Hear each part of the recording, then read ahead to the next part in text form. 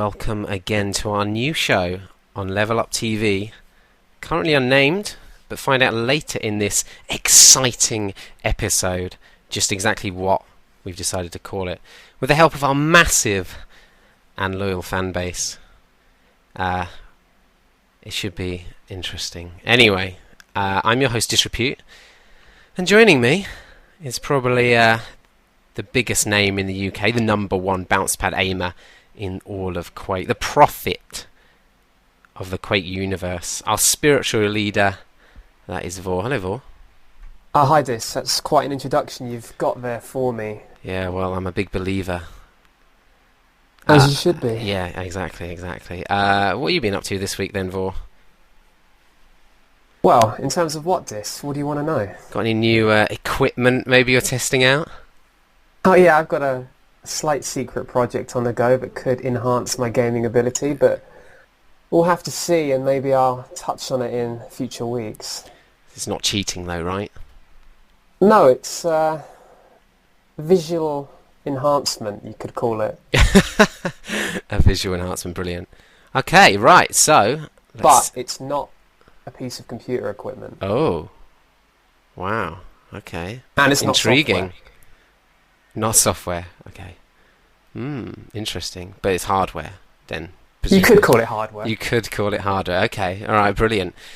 So let's hop right into the news and start off with the competitive news and the House of Quake TDM League.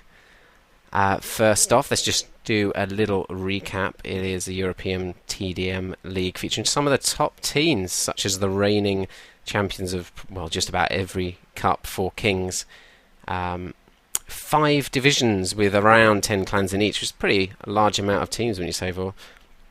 Yeah, it was a good turnout for this competition. I think it's taken a lot of people by surprise just how many teams that the TDM scene actually has. I didn't expect this many. Really have to give them a shout out and say they're supporting the community in more ways than other organisations might be. And this is just basically a clan that have set this up, so pretty impressive. Anyway, just there's the Division 1 table. We've got their 4 Kings on top, Xenatorium second, Dioxide third. In Division 2, we've got some EuroCup qualifier on fire, but they're top, 4 Kings and Creme Brulee in third. Down to Division 3, Eye Candy Zap all and Game Over in those positions at the moment. House of Quake, top of Division 4, the host of this tournament. Tune Division and Downtown Run Tours.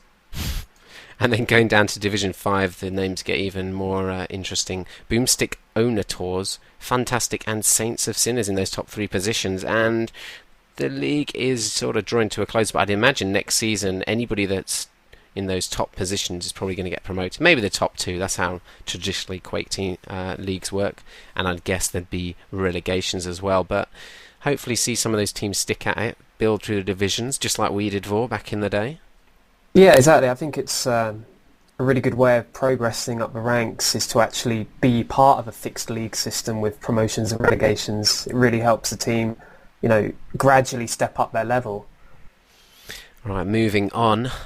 It's ClanBase season, and, well, since we last did our show, we had the ClanBase EuroCup announced with which teams would enter it and which teams would be in qualifiers. Well, so from Europe we've got 4 Kings and Enemy Unknown. From Finland, Xenatorium, France, Proctologist, Hungary, Excelsior, Russia, Incredible Panic, Spain, District 9 and Sweden, Action League. And we then had 4 qualifiers, 2 of which have already been played. Fourth Dimension versus Elite Killers, played last night. Elite Killers came out on top.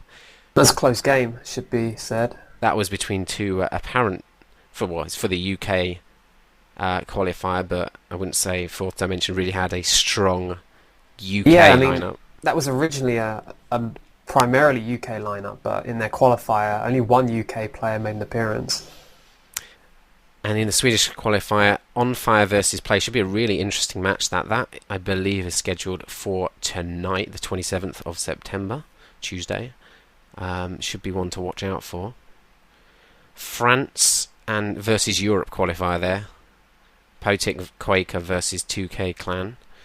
Not really sure I know much about Potic Quaker there, but 2K Clan been around for quite a while, improving over time. Good to see them getting the opportunity for the EuroCup.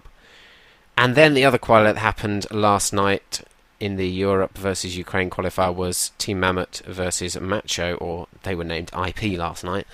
And Mammoth came out on top, pretty convincing victory. Yeah, they were quite dominant in the second map especially, and they looked like they could be a fairly strong team for this EuroCup. And so we rapidly move on to the big tournament of the times, the Quake Live Country Championship 2011, and we're on to the TDM one. Well, TDM, yeah. We're on to the playoff stage with these remaining 8 nations. Sweden versus Hungary. Sweden already come out on top there. Denmark versus Russia. Denmark already on top there. UK versus Finland. Austria versus France. Any of those matches you want to highlight, Vor? Denmark, well, Russia? we've already seen Denmark versus Russia. We covered that last night, of course, and that was I don't want to say surprising victory necessarily, but I was surprised in how easily Denmark won. It wasn't close at all, especially on DM20. Any standout performers there? But we saw the return of Juvenile, who was absent for Denmark's final group stage game against France, and you can clearly see what a difference he makes to his team when he's available. They swept aside Russia so dominantly, and I think it could have been a different game had he been available against France. Sweden also took out Hungary pretty easily there, and so those two nations will meet each other in the semi-finals. Sweden and Denmark. Russia and Hungary are completely eliminated. There's no lower bracket. Tonight, the United Kingdom will meet Finland, and I believe Austria will meet France. What's your predictions for those games, Will? Well, Austria v France, you'd have to say France heavy favourites. Noctis, if he's going to play, could pull out something special and give them a chance, but I'm not sure he's played much recently online, so I don't really give them much hope, unfortunately. United Kingdom versus Finland, I think that's going to be a great game. It could go either way, hoping for an extremely close game that will be interesting to see. Of course, I'll be playing in it with you, Dis, but I hope it's interesting for everyone to watch. Yeah, I hope it's 2 mercy limits in the favour of the UK, actually. That will not be interesting. But that'd be the semi-final, which would be played. It's due for Thursday, and then the grand final, and I presume third place playoff would be due for Sunday. So it's all supposed to be done this week, which is actually a really good way of doing a tournament, I believe, just really forcing these teams to get on with it and play it. Yeah, it is good, because we have had problems in the past where we've had Nations Cup events drag on for a month plus without a final being played. And moving on to the last bit of competitive news, the Cyber Sports Network, CSN, based in America, is running an across-the-pond Quake Live Dual Cup, $150 up for grabs. Now, I wouldn't normally highlight Dual Cups because there's just so many and they're pretty meaningless, but they have said that they want to run a TDM Cup in future, which potentially could have cash prize. I'm not really sure about that, but if you're going to run a TDM tournament, then I'd be happy to stream it and promote it. So that is all the news so far in the kind of competitive scene, which kind of moves us on to gaming news, Vor. And we've had pretty much confirmation that DreamHack Winter 2011 will feature Quake, and indeed specifically TDM again, with Too Good's comment on ES Reality. Of course, everybody knows Too Good. In the middle of this thread, as you see, basically he's released a promotional video for TDM talking about quad spawning again, and he's basically confirming that there'll be TDM at DreamHack. So, Vor, any thoughts on that? Well, that's great news for TDM. It was a success at DreamHack Summer. I think everyone enjoyed that. It had a lot of viewers on the streams. People being exposed to a side of Quake that has not been seen at LAN for a long time. I know we saw it at QuakeCon as well, but DreamHack was the first one to step up and bring it back. And great news that it's going to be featured again at DreamHack Winter. I think it's something Quake as a scene, has missed out on for a number of years, having a team game type at the forefront. And I think we know what your feelings are, Vor, on duel's uptake and how that's perhaps affected the activity of Quake. Yeah, I think if you don't promote a strong team scene, then you're only lowering the amount of people who are going to be playing. We'll have to see if there's also duel and FFA, but as a little promo, Too Good's video, created by McCormick, who also made Colosseum 2 alongside ZeroCool. So let's have a look at this promotional video.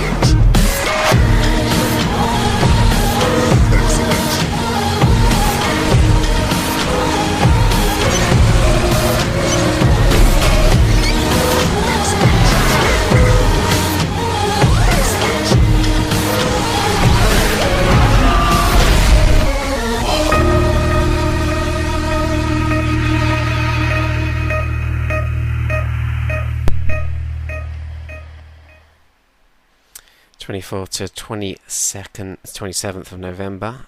I'm looking forward to it. Videos like that get you pretty excited, I think. Yeah, I mean, really good video, and what's even better was it was played at the DreamHack Valencia event, wasn't it? And over 110,000 viewers on their stream witnessed that video, so great exposure for Quake Live. I think Too Good does a lot to actually help Quake behind the scenes that a lot of people don't know about. So a lot of respect for him and what he's doing, and hopefully we'll see more Quake events next year. Certainly hope so. That would be very exciting. Anyway, moving on to the next topic, sort of related, I guess, is Noctis has released his own frag movie, depicting a compilation of frags from DreamHack Summer and QuakeCon. And I kind of feel it communicates a sort of frenetic pace of TDM, I guess you could describe it. It's not so much about public server air rockets and setup scenes and amazing frags. It's about the real feel of true TDM at the highest level. For yeah, I mean, his video, it just displays the raw skill of, you know, what I and probably most others would consider to be the best TDM player, who's, you know, proved himself time and time again at LAN with insane performances, you know, especially that QuakeCon final. And to have a video just compiling all his frags from those two events, couldn't ask for anything better. Minimalist editing as well, doesn't, you know, distract from, you know, his just pure ability on display. Yeah, I think there's a place for both kinds of videos. The minimalist sort of make you feel like you're really in the game, and the showy ones. You know, yeah, I mean, for both. His video was as close to just watching from his pod like you would on a demo as possible, but, you know, highlighting just some good moments. I'm just going to play a little bit so we get a little taster of it, but if you want to see the whole thing, you can. I think it's on ES Reality somewhere. You can go and download it or view it on YouTube or something, so let's just play a little bit. And if you don't like the music, well, he's even done a version that doesn't have any music and it just has game sounds. Wow, good thinking. That's a good idea. I mean, often people complain that, you know, we don't like this music, it's terrible, it ruins the video. Well, no complaints possible then. I mean, the kind of thought behind it is going back to that really old school Frag by IC Go for me, isn't it? Yeah, and that's another one of my favourite videos. videos, just purely because it is just focusing on his gameplay. It's not trying to be flashed with all sorts of special editing effects and recams. Those videos are good as well if they're done well, but personally I prefer this sort of video. Just a glimpse of it. I mean, perhaps the music is a bit overbearing for some people, but I don't really mind, to be honest. Not like that kind of music, but it doesn't bother me too much every now and again in a frag movie. So, yeah, interesting movie. Go and check that out. It's probably one of my favourite movies at the moment, I guess. Yeah, I think it's instantly my favourite Quake Live movie. There are some Quake 3 movies I still really like, but the Quake Live, definitely my favourite. So, now, moving on, discussion about the previous show and sort of generally the feedback we got from the initial programme. Put up a thread on ES Reality, unnamed show pilot episode from Level Up. Just embedding the video for all to see, and we got quite a few comments. I think it was like 90 odd comments with feedback and ideas, generally positive. Some great ideas from people, and we'll take a lot of it on board. Actually, here I've just written down a little summary of the kind of things people said. Background music people wanted. Obviously, I failed at doing that.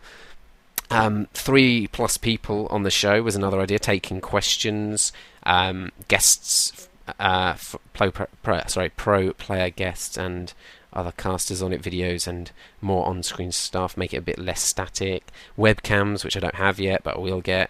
Match breakdowns of iconic games or recent ones with an analysis from players involved. Interesting. Basic guides to the game, fail clips, frag videos, updated news. Try and stick to 30 minutes. I think we're probably going to go over that today as well. Audience participation with live chat and questions, rundowns of maps, audio only, put it on iTunes, loads of different ideas. Some of them we'll be able to do. Some of them I don't think necessarily will fit the show we're creating here, but we are thinking about doing other shows, because you don't need to do everything in one show. You can have different shows on different subjects. Yeah, I mean, also interesting and reassuring in some ways for us is, and a lot of ideas that people have contributed in that thread are ideas we've actually had ourselves and wondered if they would be popular with people. So it's nice to see that some of the ideas we've had ourselves are also ideas that others are interested in seeing in those. Some the other question we asked, of course, was to name the show with some interesting ideas. So Zencrypt suggested Quake Live discussion of Quake Live, which I found quite amusing. He also suggested NVC is wrong, featuring Disrepute and Vor. Yeah, that's a good name, actually. Danson suggested, again along the same sort of theme, NVC podcast featuring Vor and Disrepute. Of course, relating to the NVC sort of tagged brackets that he likes to splash all over the place, self-promoting. Well, other people have started using those brackets as well, so it's sort of parody of it, yeah. Yeah. Toyn Koss suggested unnamed show, which is probably what I should have named the original one. Obviously, a play on unnamed player from the default name in Quake. And yeah, basically, we have decided a name, and that was Diotrip's suggestion, and that was We're Talking It, which of course is the famous quote from Kula to Strengths, I believe it was, at the ESL. Well, the original quote was "I'm talking it," I believe. Oh, so right, yeah. We've obviously taken that to be we now, because we're talking it. We are talking it. Are we talking? Okay. And part of that discussion about what we should choose from all the options, there was me, there was For, Trans, Too Good involved in that. So everybody liked that suggestion, and that is what we are going with. But we will have, I believe, other shows, so maybe we'll take some of the other names for those shows, or indeed different sections of this show or other shows. I thought there was some good suggestions there that we could use. Yeah, I mean, great feedback in that thread. I mean, so much to work with and potentially use. I think Level Up has always been kind of about community involvement, and I want to keep that going, well, pretty much forever, really, because I think sometimes people can create products or shows where they don't really listen to what the Quake community wants, and as a result you don't get something that's actually useful, successful or popular. Yeah, and obviously that's what we aim to be with this show if possible.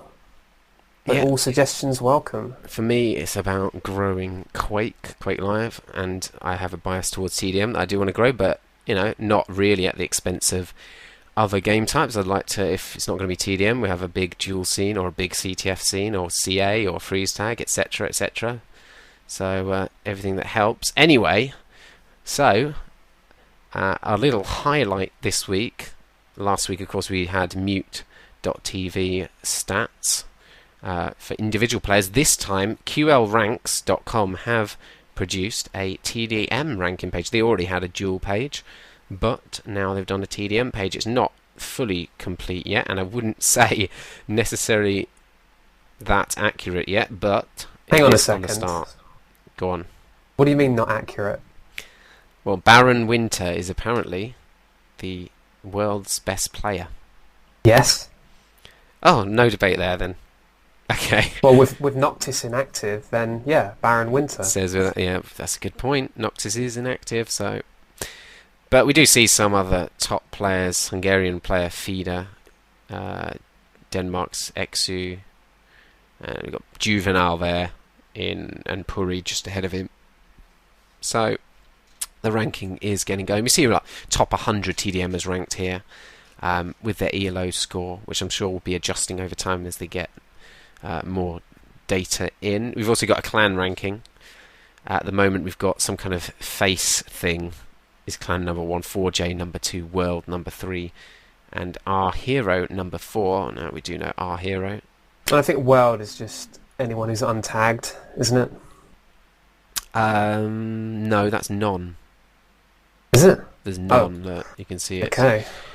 So I guess it is a team called. You see 4K down here. Is that that's right? IC? I'm not sure.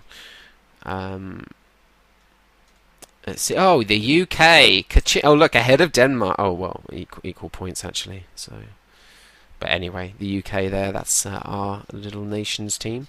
And also, I found this quite interesting. The most played TDM maps, and I was surprised. Campground's still out on top, but I guess you would expect that. Well, yeah, it takes into account public servers, doesn't it? And I think most public servers, you usually see them playing Campgrounds. And this was the surprising bit for me. Hidden Fortress number 2. Well, Hidden Fortress is, I think, widely considered the best map in Quake Live TDM, so not surprising. Purgatory, which I would have said is more an easier map to play in a sort of FFA style, is number 3. Dreadful Place and Deep Inside. That basically means if you take away Campgrounds, which isn't in the map list, that is the top 5 maps in the map lists at the moment in the TDM scene. So pretty accurate, I guess. And no place for intervention there. So I guess that was correct to get rid of that, or Realm of Steel Rats. But anyway, so yeah, that's just a quick overview of QL ranks. And yeah, it's interesting to keep track of how this site progresses, because I've got slight concern that tracking all TDM games might not really give a ranking that's reflective of anything really, but we'll have to see how it progresses. Well, I don't see your name on it, Vor, so that's probably you're just jealous. Okay. Okay. I can never live up to Baron Winter. No, you can't, I'm afraid. And so, that leads us into our last section, which we always like to have some kind of opinion topic to discuss. Try and spark a bit of debate, maybe get Vor's opinion on it. But this week, I'm going to ask the question, should somebody that cheats online be allowed to play at LAN? This is, of course, with reference to former Metsu player who played at DreamHack Summer 2011, ZeroCool, who was banned for aimbotting a few weeks ago, but he's still insistent that he wants to play at DreamHack Winter. So That's sort of sparked a bit of a debate, because technically he's banned from the game, for. Yeah, well, ZeroQL, the account, is banned from the game completely. You're right. So I'm not really sure whether he'd technically be able to play. That's the first, point of contention. But secondly, should he be allowed to, Vor? What's your opinion? Well, my opinion is... And generally, not just specifically him. Yeah, not specifically him. That anyone cheating online, and, they've been confirmed without doubt as having cheated, yeah, someone like that as well, then no, you shouldn't be able to play on LAN. And it's not because I don't think you deserve the chance to say, oh, well, you may have caught me cheating online, but I'm still a good player, and I can come and prove it at LAN. I just feel that there should be a punishment involved for, disrespecting the community in such a way and being someone who was willing to use cheats. And if there's no, punishment to stop you from playing online, on LAN, and, the game, stop you from playing the game at all, then there's not really a major deterrent out there. There's always a chance for someone to keep cheating, maybe not get caught. I mean, even if they are caught, they'll say, well, I'll come and prove myself at LAN, and then they can come to the LAN and play well maybe, and expect to be forgiven and allowed to play online again. To me, you can never really trust that player again online, regardless of if they come to a LAN and play well. Yeah, I mean, even if they are banned online, it seems to be that it's very easy to create another account, just, I don't know, change your IP, I guess, and keep playing online. So you're not really punished too much online. Of course, we know ZeroCool was been playing under a different alias. What alias is that for? Well, I have an attempt to pronounce it. It was Teto Varenashama. Right, interesting. And of course we know Yucca kept playing under aliases and still does play under aliases. Yes, exactly. So it's a bit of an issue with banning people online. There's always ways to get around it, but obviously if you ban people from LAN, they really can't turn up and play, can they? Well, no, exactly. I mean, if he was a completely unknown person, if you take ZeroQL as an example, he could be caught cheating online if he was totally unknown, because no one would know who he was at LAN. But obviously with the case of ZeroQL, everyone knows who he is if he goes to a LAN. So I don't know what DreamHack's stance on it will be, or should be, but personally, I just don't think you should be able to cheat online and then turn up to LAN as if nothing happened. Yeah. Well, you might say, though, but they can't cheat on LAN, though. But I guess that's not really the point. True in 99.9% of cases. You can actually cheat on LAN, and people have gotten away with it. Not in Quake, as far as I know, but I think I remember a few years ago, in Brazil, on the Brazilian qualifiers or something like that, teams were cheating, weren't they? Counter-Strike? That was I don't know what the specific case was, but a team managed to get away with having one or more players using a type of aimbot that was so hard to detect that they actually managed to use it on LAN. That's pretty incredible. Right, so anyway, we will post probably another thread. Give us your feedback on that kind of question, what your opinions are as well. It's always an interesting subject to discuss, how cheats should be punished, if they should be punished at all. So yeah, thanks for joining us on We're Talking It from Level Up TV. We're happy to hear your feedback and ideas you still might have, so post them in comments where available. But until next time, you can find us at Twitter on Level Up TV. Usually we'll post a thread on esreality.com, so you can come and visit there and post comments. On IRC, you can visit us at #LVL and then the little sort of up arrow on the 6 button, which Vor calls a carrot. I don't know how accurate that is. On QuakeNet. And obviously our domain is levelupyourgame.net. In fact, you can see some of the details on this video stream. So thanks for joining us, and until next time, goodbye. Goodbye.